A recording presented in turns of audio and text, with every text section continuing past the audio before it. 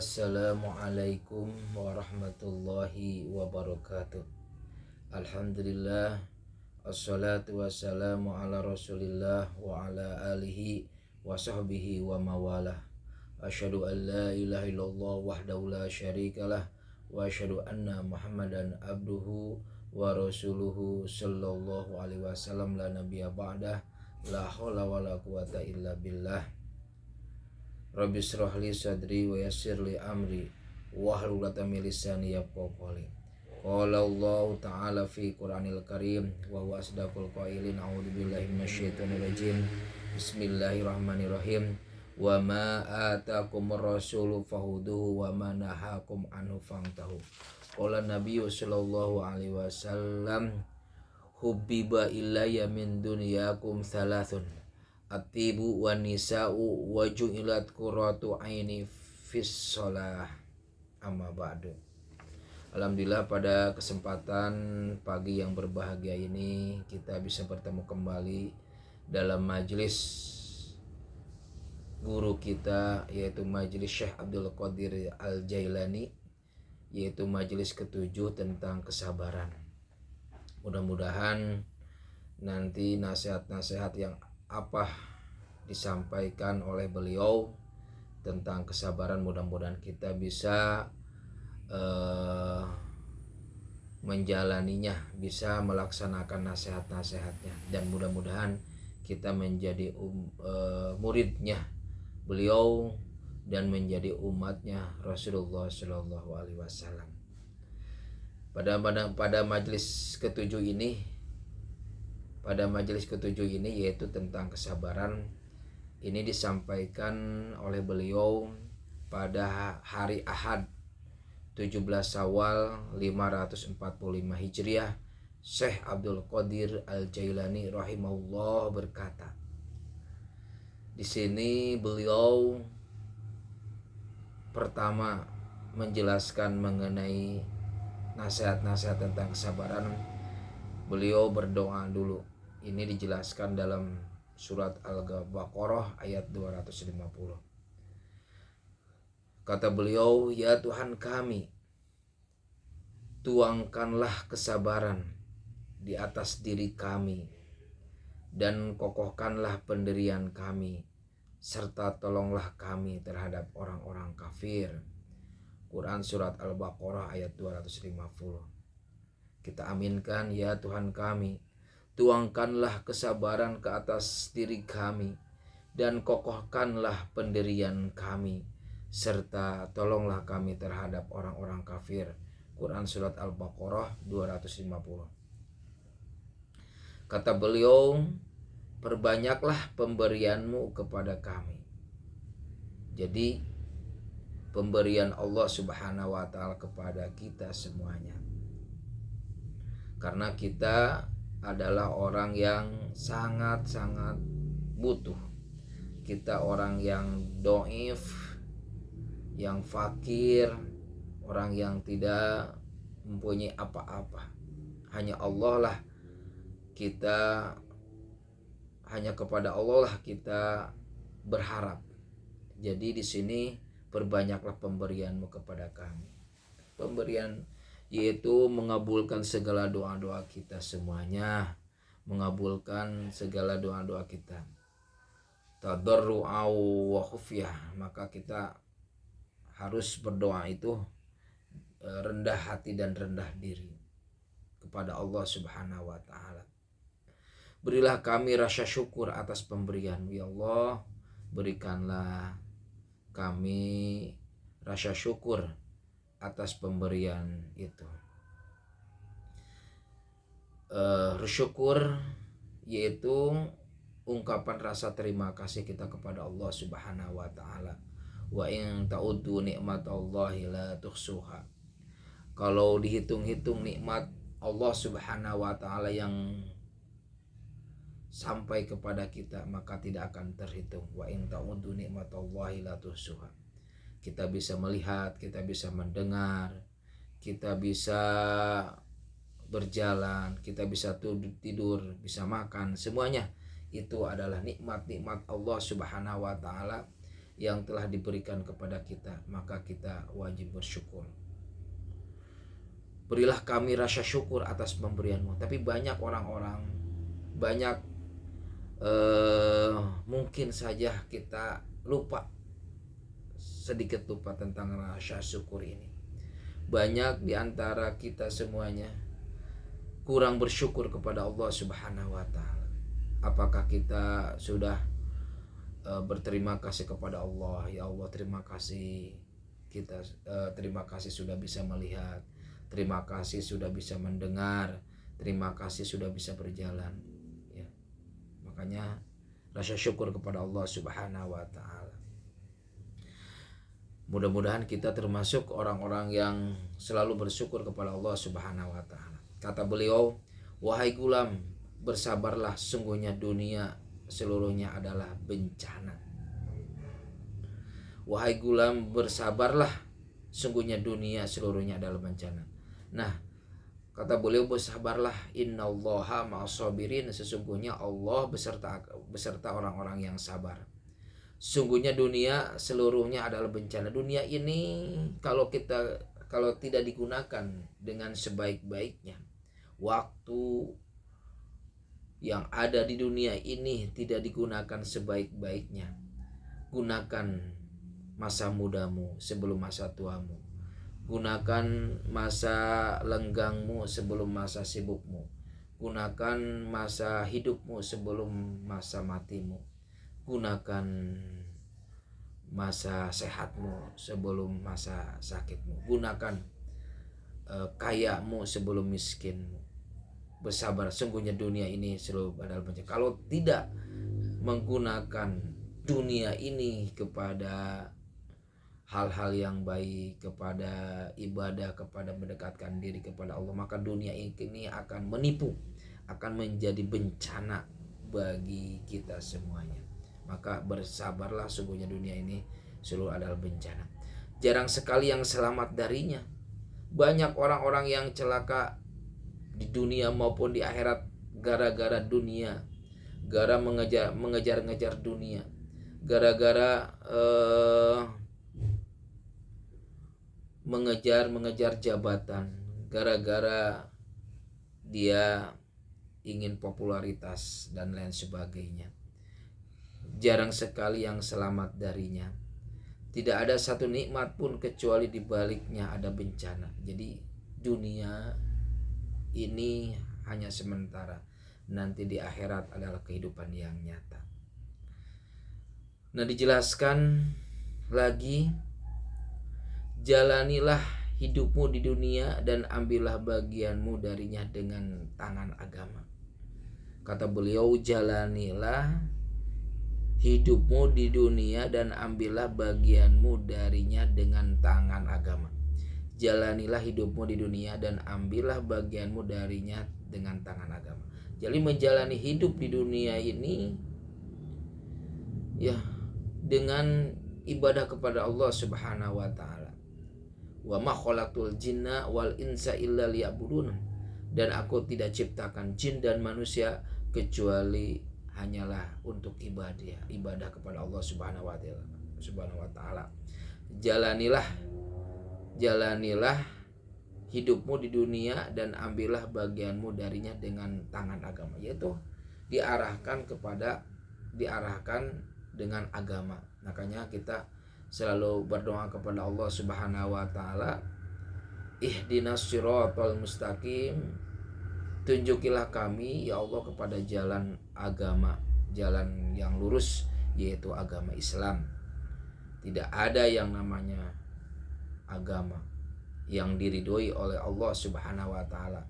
Inna dina indallahil Islam, yaitu agama yang diridhoi oleh Allah Subhanahu wa Ta'ala, agama Islam.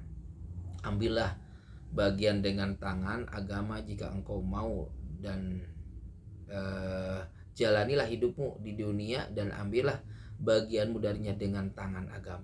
Sesungguhnya agama merupakan obat penawar dalam mengambil sesuatu di dunia. Maka dengan agama ini kita tahu, dengan agama ini mana yang baik, mana yang buruk, mana yang halal, mana yang haram, mana yang ini adalah dengan agama. Maka kalau dengan agama, insya Allah akan lurus, maka akan lurus dalam kehidupan kita. Wahai gulam, ambillah bagian dari tangan agama jika engkau mau, dan dengan perintah jika engkau orang khawas, orang takut. Jadi kalau orang takut itu akan berhati-hati. Orang dengan orang khauf ya. Serta dengan tangan perbuatan Allah Subhanahu wa taala. Nah, di sini tadi ya apa yang disampaikan oleh Allah Subhanahu wa taala, wa ma atakumur rasul fahuduhu wa ma nahakum anu fangtahu. Ya. Apa yang diberikan Rasul kepadamu maka terimalah, dan apa yang dilarangnya bagimu maka tinggalkanlah. Quran surat Al-Hasyr ayat 7. Apa yang diberikan Rasul kepadamu, sunnah-sunnah ya, apa yang disampaikan oleh Rasulullah SAW dalam hadisnya. Hadis ada 3. Hadis qauli, hadis ucapan, hadis fi'li, hadis perbuatan Rasulullah SAW, hadis takriri, hadis ketetapan. Hadis qauli, hadis ucapan Rasulullah SAW, apa yang disampaikan oleh Rasulullah, dikatakan oleh Rasulullah, ucapan ambillah melalui hadis-hadis Rasulullah SAW. Kemudian apa yang disampaikan oleh beliau melalui perbuatannya, perbuatan Rasulullah SAW, maka ambillah apa yang diberikan Rasul, dan diamnya Rasulullah SAW pun ambil, yaitu hadis takriri. Maka terimalah ia dan apa yang dilarang bagimu, dan tinggalkanlah jika telah sempurna hal ini padanya, dan ia mengamalkan agama secara lahir dan batin. Jadi maka terimalah ia dan apa yang dilarangnya bagimu, dan tinggalkanlah. Jadi apa yang disampaikan oleh Rasulullah SAW maka laksanakanlah, dan apa yang dilarang oleh Rasulullah SAW maka tinggalkanlah. Jika ia telah sempurna hal ini padanya, dan ia mengamalkan agama secara lahir dan batin. Jadi ketika kita mengamalkan apa yang disampaikan oleh Rasulullah SAW, maka ia mengamalkan lahir dan batin. Maka di hatinya akan muncul cahaya hidayah. Cahaya hidayah dari Allah Subhanahu wa taala, cahaya hidayah, cahaya petunjuk. Maka mudah-mudahan kita menjalani apa yang disampaikan oleh Rasulullah SAW, Nabi kita Nabi Muhammad SAW. Maka mudah-mudahan kita bisa menjadi umat beliau dan bisa masuk surga bersama beliau. Jika telah sempurna hal ini padanya, maka ia mengamalkan agama secara lahir dan batin. Maka di hatinya akan muncul cahaya hidayah untuk yang dengannya ia mampu melihat. Jika ia mengambil sesuatu dari tangan agama, maka hatinya merasa kaya. Jadi kekayaan itu kalau dengan agama, insya Allah hati kita akan menjadi kaya. Ya, hati kita akan menjadi kaya. Jadi kekayaan itu adalah sebetulnya bukan kekayaan harta, kekayaan jabatan dan lain sebagainya, tapi kekayaan yang sebenarnya adalah kekayaan hati, ya, kekayaan hati. Laisal gina an kathratil ardi walakinna gina nafsi. Laisal gina an kathratil ardi walakinal gina nafsi. Jadi laisal gina, tidak ada yang namanya kekayaan. Laisal gina an kathratil ardi, yaitu dengan banyaknya harta. Walakinna gina nafsi. Akan tetapi kekayaan itu adalah kekayaan hati. Jadi untuk apa hartanya banyak? Untuk apa kekayaannya yang melimpah? Untuk apa istri-istrinya cantik?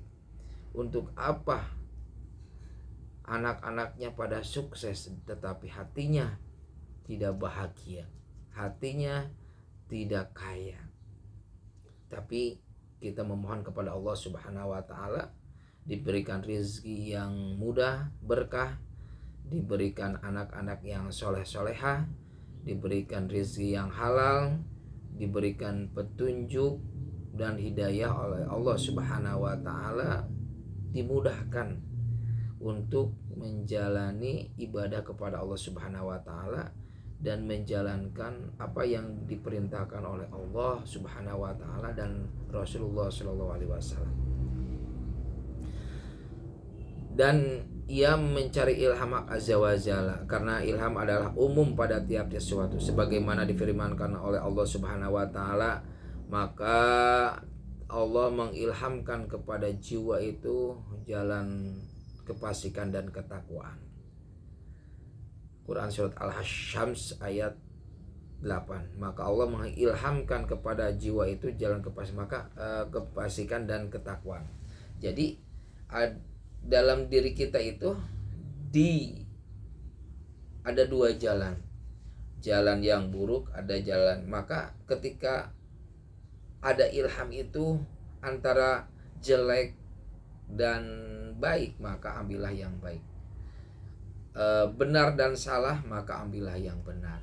Karena kita diberikan oleh Allah Subhanahu wa taala akal, ilmu, ya, maka carilah kebenaran, carilah halal, carilah keberkahan dalam hidup ini, ya, dalam hidup ini. Maka hatinya penuh ketakwaan. Kalau kita benar-benar mengambil apa yang disampaikan, yaitu ketakwaan, bukan kefasikan, maka hati kita penuh ketakwaan, memandang ilham hak azza wa jalla, ya, dan alamatnya, dan ia mengambil perintah dari sisi lahirnya, ya. Semuanya ini adalah tentang kesabaran, yaitu tentang kesabaran menjalankan perintah Allah Subhanahu wa taala dan Rasulullah Shallallahu alaihi wasallam, kesabaran menjauhi apa yang dilarang oleh Allah Subhanahu wa taala dan Rasulnya, dan kesabaran dalam menghadapi ujian. Jadi kesabaran ada 3. Kesabaran menjalankan, pertama, kesabaran menjalankan perintah Allah Subhanahu wa taala dan Rasulnya. Yang kedua, bersabar menjauhi apa yang dilarang oleh Allah dan Rasulnya.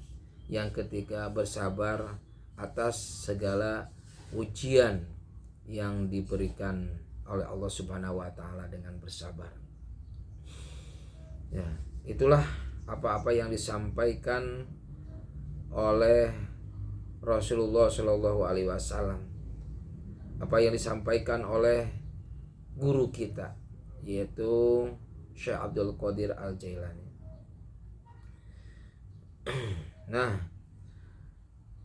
wahai gulam, sungguhnya peraturan untukmu adalah untuk melihat bagaimana perbuatanmu.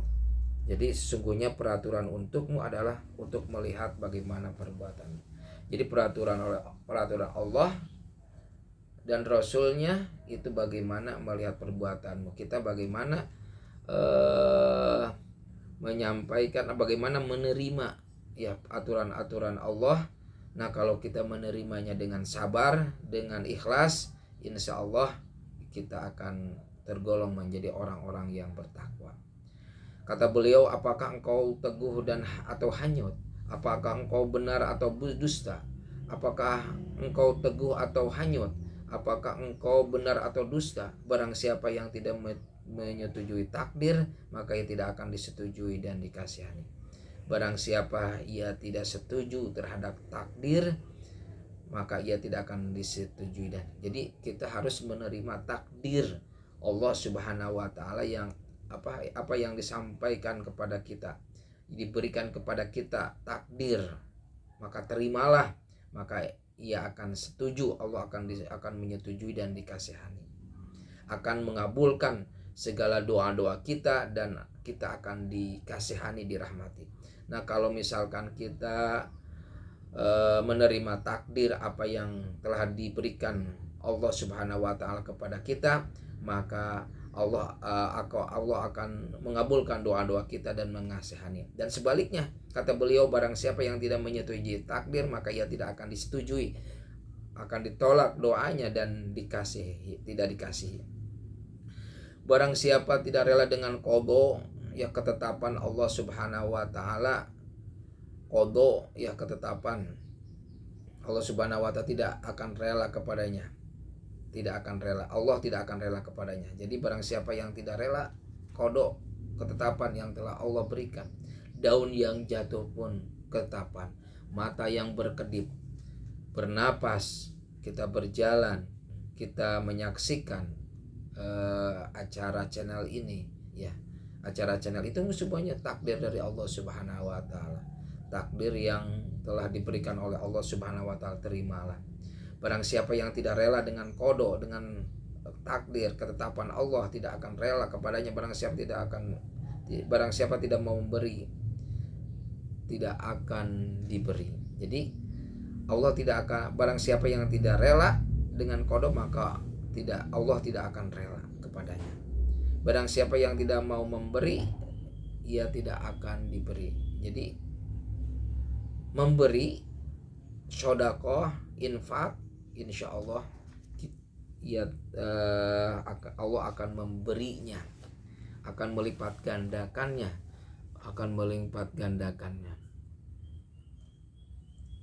Barang siapa tidak memberi, ya. Nah, disinilah apa yang disampaikan oleh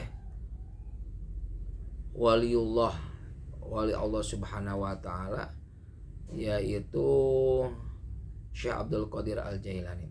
Nah, terakhir apa yang disampaikan oleh Rasulullah SAW dalam hadisnya tadi, disampaikan dalam pembukaan, hubbiba ilayya min dunyakum salasun, hubbiba ilayya min dunyakum salasun, atibu wan nisa'u wa ju'ilat qurratu aini fis shalah.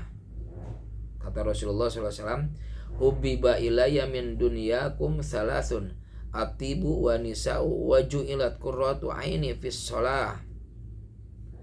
Telah disukakan 3 hal kepadaku dari dunia ini, yakni wewangian wanita dan sejuk mataku dalam sholat. Jadi Rasulullah SAW adalah manusia biasa,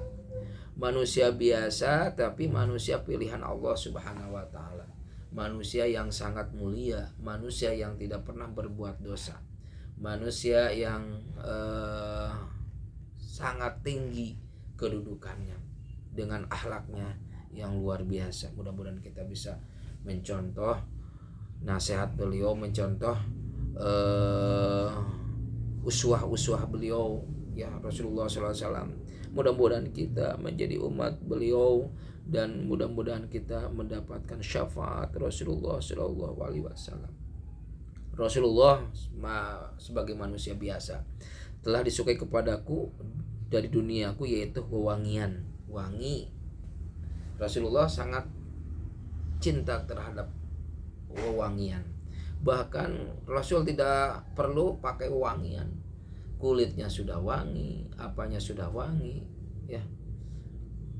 Tapi Rasul sangat mencintai wewangian, maka disunahkan untuk laki-laki, ya, pakai wangi-wangi, dan dimakruhkan untuk perempuan yaitu pakai wewangian kalau keluar rumah. Kalau di dalam rumah, istri untuk menyenangkan hati suaminya itu disunahkan, dianjurkan pakai wangian, mempercantik diri. Tapi kalau keluar rumah, ada yang berpendapat bahwa pakai wangi-wangian hukumnya makruh.